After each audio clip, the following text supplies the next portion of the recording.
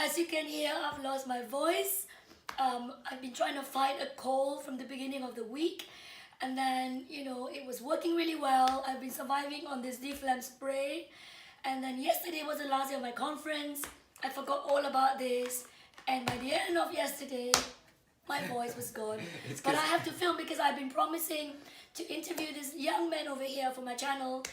So his name is Josh. Hello. Now, the reason why I wanted to have him here today is we are so similar. I know he's a boy, I'm a girl. No, I'm a woman.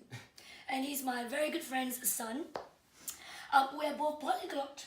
If you don't know what a polyglot is, it means somebody who speaks more than 3 or 4 languages. Is that, yeah.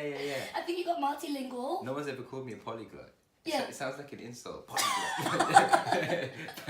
I know, like some kind of, like glot. It's not a nice word, let's say. I know, multilingual. Okay. So if you speak one language, assuming English, you're not just your nationality, you're also a monolingual. Yeah.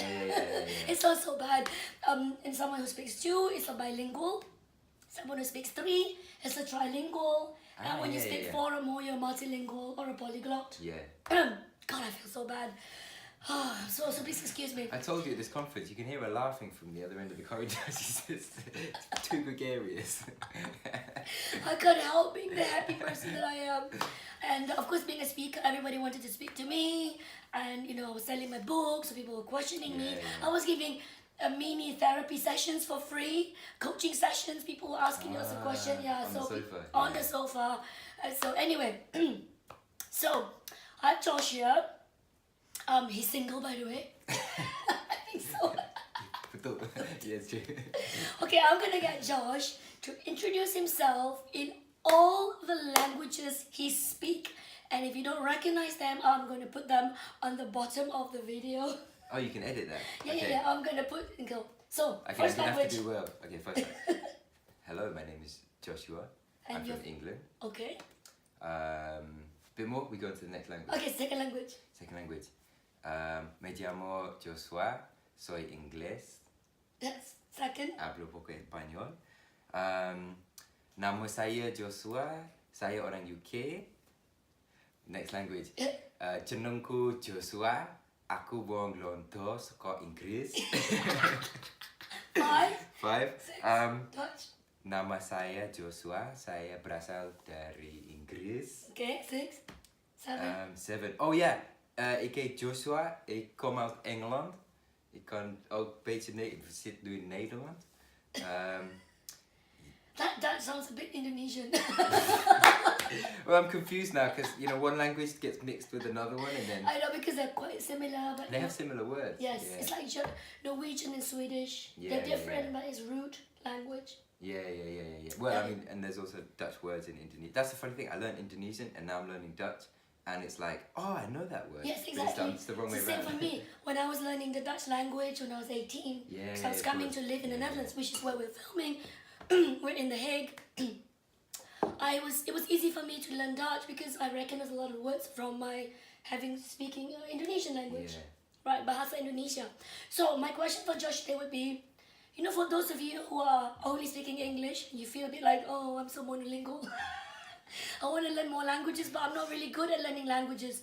So, Josh, have you got any tips? What do you think we need special skills to learn languages? Well, I think that I grew up for some time in Holland, but I learned Malay and Indonesian when I lived in England. Yeah, you were learning it as a foreigner in a country that doesn't speak the Yeah, language. exactly. And so I think that obviously if you live in another country, that's the best way to learn another language. Correct. The immersion, total immersion. Yeah, absolutely. I mean, that is the #1 way to learn a language. But I think also I think some of the things that I learned, because I learned Malay when I was at university, and the way I learned it was, it's very boring to pick up a grammar book. If you pick up this thick book that runs through all of the conjugations of verbs, it's very easy to get bored. And so the way I taught myself Malay was I just started watching cartoons.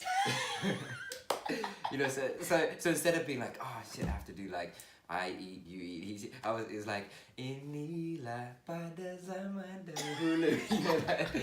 And I was watching animal cartoons about like these traditional Malay stories. And then, so it was fun to learn the language. And you know, I mean, it was just like hanging out. Like after a long day of work, then I would learn some Malay. I was doing it because I took part in this competition.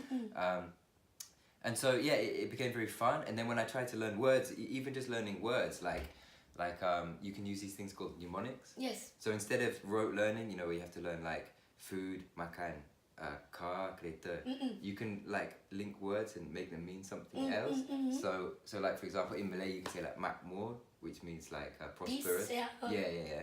And so then I thought, okay, make more money, you know, because, you know, so you can link, and then you can just make like, you can make them funny, like I had a lot of sexual ones. Whatever rocks your boat. Yeah, exactly. And yeah, so, I mean, but that was when I was learning Malay, but also I picked up quite a lot of Nepali and Bangladesh when I was in London, because I was working as a delivery driver. And, you know, I went to, there's this Thai restaurant in London. I can't remember the name of it, but they're everywhere. I can't remember the name. I think we can say Thai Square? No, is it Thai Square? No, they have them like near Leicester Square, and they have them all around central London. I can't remember the name of it. Anyway, so I was always going there, and I'd go through the back door into the kitchen, and everyone there was, they were migrant workers from Nepal, and they didn't speak very good English. But just because like, I feel like learning languages can be a very fun thing, I started asking them about, okay, how do you say how are you in Nepali? Because I just wanted to have a laugh. It's just being interested, right? Well, yeah, because I wanted to just, you know, instead of having a boring job, I just thought if I could say that, they'd have a laugh, I'd have a laugh. And then they loved it, and they started teaching me stuff. And then they taught me this phrase. I can't remember, I have a brain like a sieve. And they taught me this phrase, and then I learnt it, and everyone was cracking up. And they called the boss over, and I said this to the boss, and he was just like, and then I was like, what the hell do you... So they taught me to say, you have a small... And I said it to the boss. So then every time after I go into the restaurant, they'd all crack up and then teach me something else. And I just, like I'm saying, if you make it fun and interesting, then it makes you also inclined to learn more. That's true though. Yeah, I think it's also having an interest. It's not just in the language. Like for me, when I was first learning Dutch, I mean, I grew up speaking 4 languages, right? Because of my mixed heritage. But basically, my first foreign language as an adult was actually French. Funny enough, not Dutch. It was, I went to Alliance Française in Singapore because I met a French tourist who was lost in Singapore, and he was asking me for help in his mangled French English, and it got me keen to know, like, oh, what is this French language? It's interesting. So I started reading up about France as a country. You know, Eiffel Tower. I got keen into the food because I love food, I love cooking. So that's how for me I started learning the language, was to get keen with the whole culture, the country, the food, the people, and then the language kind of become natural, you know? No, I think that's a great point, because I don't think you should see languages as something isolated, you know, like, okay, I'm learning French. Instead, it's like, you might be into salsa music, and you learn Spanish because you like that, you know? And you, because you're such a kind person, you like helping people. I only learned sign language to help someone go to discos, and then you were telling me earlier. Yeah. I actually speak American Sign Language. So, you know. What's your name?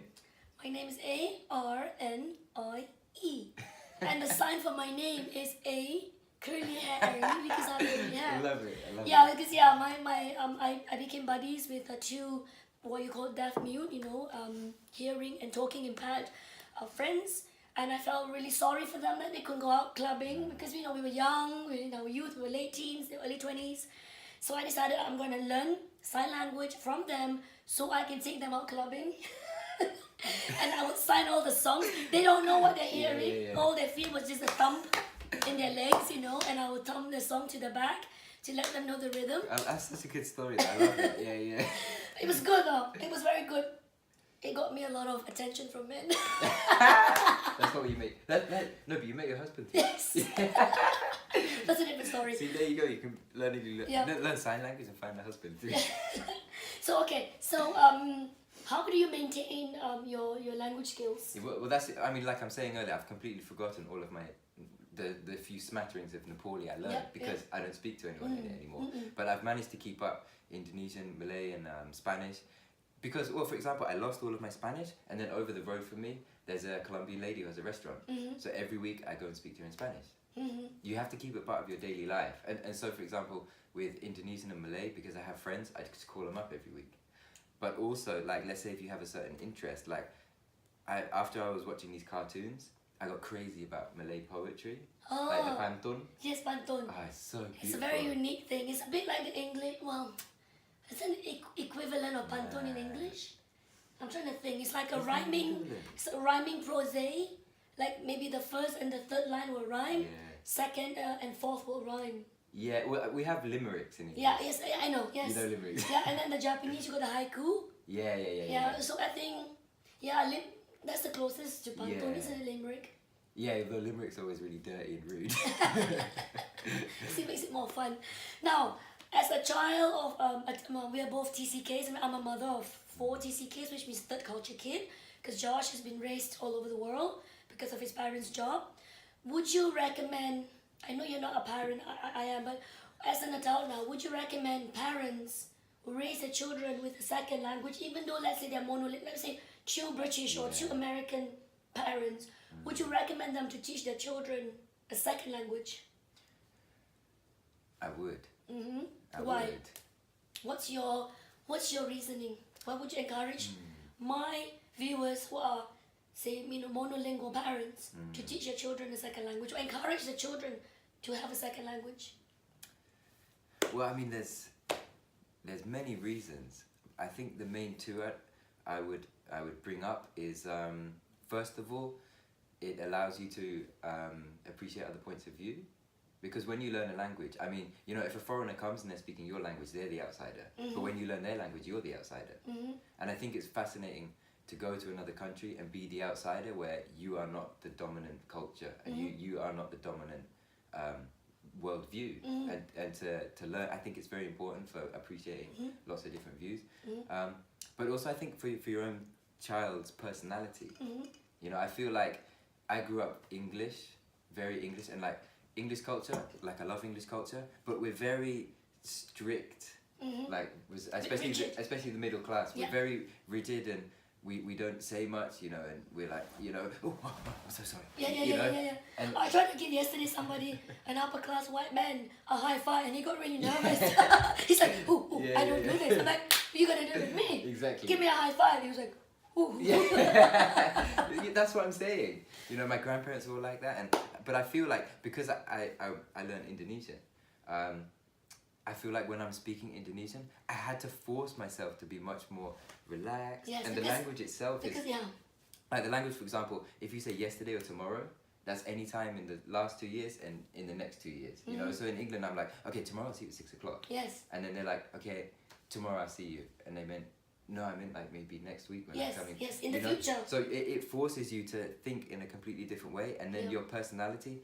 I feel like my personality, the new languages I've learned, becomes much more rounded. And then so you learn Indonesian, you learn much more about family. Yes. and being nice and just speaking to people. Yeah. You learn Spanish, you learn much more about like. Hey, Yes, the passion. Yeah, the passion. Yeah, for me, Indonesian and the Malay language is about being calm and being gentle. It's a gentle language. And it's in the structure of the language. Yes. It's like when you're learning it, you're not learning something that's removed. you have to become like a Malay person. Yes. I think in that sense you're right, because when you think of like German, it's very structured. Yeah. It's very strict. You've got the male and female and the it. Exactly. And the people are structured people. So you learn in a way the culture also through the language and vice versa. Absolutely. Isn't it? It gives you Yeah. a much bigger worldview and Absolutely. yeah. Anyway, so How's that? let's end this conversation because I'm like, my God. So That was deep. Yeah, we were deep. so just to finish the conversation in my language, jangan lupa klik subscribe, like video ini, okay?